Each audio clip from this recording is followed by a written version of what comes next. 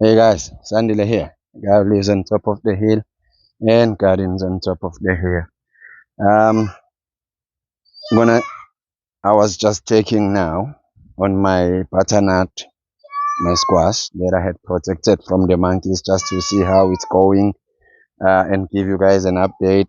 Made a shot on that, which I believe is already up.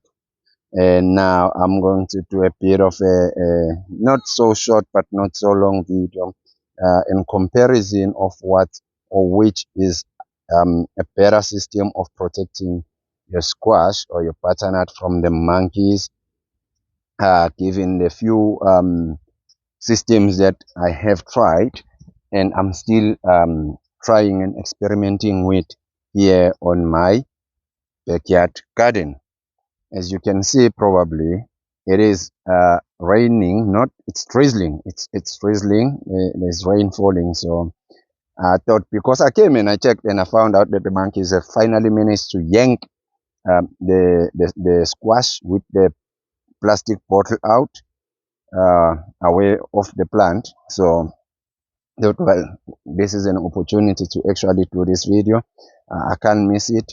I have to do it now. So let's get on to it. Let me show you what I'm talking about, and let's do the comparison of which is better in terms of protecting your squash. If you have the problem that I have of the monkeys, that of course you don't want to kill or do anything, but you want to try and mitigate in a ways that you can coexist with them, but not put them at harm's way, but yet protect your own crops so that you can have your fruits that you labored for at the end of the day. Okay, yeah, it is. This bottle here with the squash in here, look at the squash. It had grown almost to fit the exact size of the bottle. Yeah, the monkeys have finally managed to pull it out. I found the bottle. It was sitting right there like that. This bottle actually, it was somewhere. Where did they yank it? Let me see. Here, it was here. It was right there. This bottle, it was right there. That's where the monkeys yanked it from and pulled it out. Right. Now, what I want to talk about in terms of systems, there's three ways that I think one can do this. I'm saying three ways, even though the other way is similar or it's almost the same, but the difference is here. This is a transparent bottle, so the monkeys can actually see that there's squash in here, which then tempt them or prompt them to try and access it, which is the reason why they pulled out these guys before they could even get a chance to grow any further. Yet with this one, they weren't that successful at the first half. I made a video on that where they had pulled it and then I pushed it a little bit back, and then luckily it grew. It has grown in a sizable size that I can eat it, but it is transparent so the monkeys can actually see the squash. Whereas you have this one here, this container here, it has a squash inside it. Believe it or not, it has a squash inside it, and the monkeys cannot see what is inside there. So because they cannot see, they haven't pulled it, and I doubt that they're going to pull it.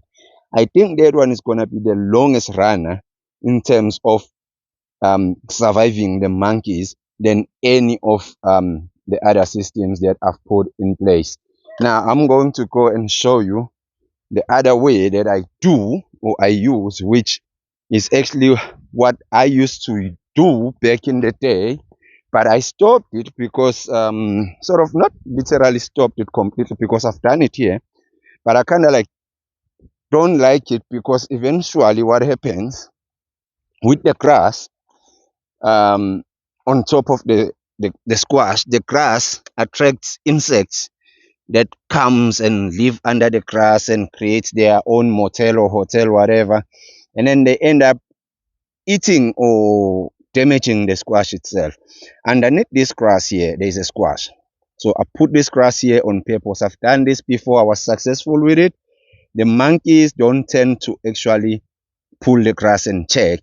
unless of course they suspect, then they do. But if it's laying like this, they don't tend to do that. So here I saw this squash when it was just tiny, when it was just a tiny little baby. It's still tiny, and then I covered it, and so far so good.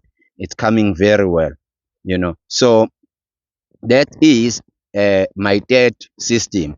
So the first system is a transparent bottle, the second system is a non-transparent bottle, and the third system is covering with either grass or anything that you can actually cover with, so that the monkeys don't actually see what is inside or underneath what you have covered. If we go out there, I did a shot there. There, I relied on the weeds, that the weeds will grow up and cover the squash. But I discovered that the monkeys had taken a bite on the squash, and I made a short video where I was asking whether I should actually just harvest it and protect it from more devastation. Maybe let's go check if it's still there. However, I then discovered that the weeds are not that much of a protection, because obviously the monkeys, they can see through the weeds, and they go searching and looking, and as soon as they see the squash, they attack the squash, they eat, take a bite or whatsoever. It is so overgrown here, I don't even know where to step. Yeah, because sometimes here there's snakes, so I have to be careful. We have very poisonous snakes. Yeah, you don't want to step on a snake and get bitten. Um, okay, right. Now let's see if this guy is still here. This could be probably the fourth. Yeah, it's still there. Look at that. Oh my goodness, and it's getting bigger and bigger. It's getting bigger and bigger. Yes.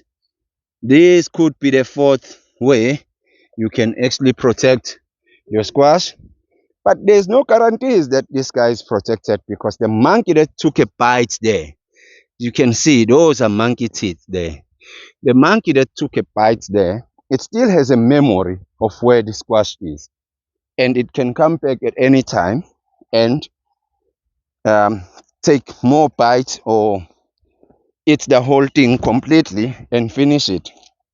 So, yeah, but that's the 3 or 4 ways that I wanted us to figure out which one is the best in terms of trying and protecting your squash from monkeys. It could be monkeys, it could be, I don't know, what other animals out there that are troubling other people. But for me, it's the monkeys. I've seen people complaining about squirrels, the squirrels, yeah, and a lot other things. So this is how I protect my stuff from the monkeys. So I think you can also learn and protect your squash from whatever it is that is bothering you. Well, apart from this tree system, this is the other way that I've decided I'll try and protect it, by putting it in an enclosure and away from the monkeys. So I don't know which one is best. You guys decide and let me know. Okay, yeah. Well, the rain is getting a little bit more stronger, and I think it is time for me and Danny to go inside the house and sit inside the house, be warm, have some hot chocolate, and post this video for you guys. Sandile here, guy who lives on top of the hill and gardens on top of the hill. Please let me know what are your thoughts in protecting your squash, and do not forget to subscribe, like, share, and yes, comment on the video.